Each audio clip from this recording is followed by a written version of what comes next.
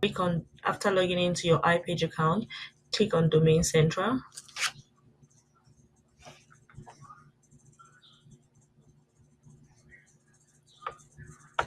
I already have two main domain names, but I'm going to open a subdomain under this one. Click on the main domain name and go to subdomains. Okay, let's say I want to use the name do it yourself .exoniger.com.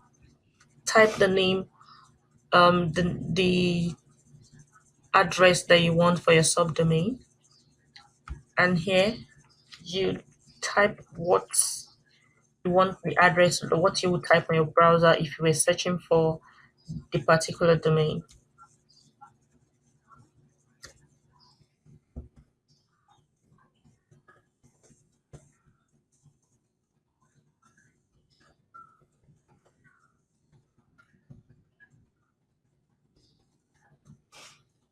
Then click on add. Yeah, there you have it. It's just like a website on its own, and then you can start to install your WordPress or whatever software you want to use to build your website. So let's say I want to use WordPress. I'll go back to the home page of my hosting plan.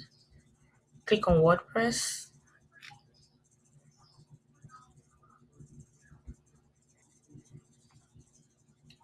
And then click install. Drop down the button and look for the domain, the subdomain we just created.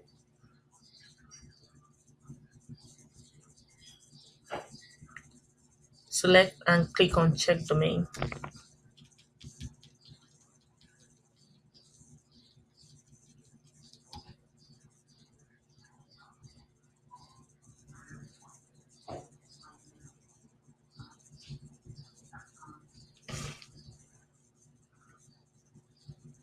So it's going to check and see if the domain name is available and if everything is in place.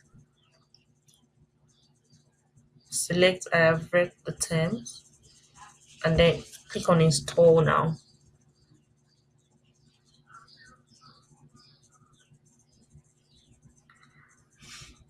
Okay, so all you have to do is follow all the steps just like you did to create the website you already have for your existing domain names. It's pretty simple. It's the same process. Thank you for watching this video. If you like the video, please click subscribe to our channels. Thank you.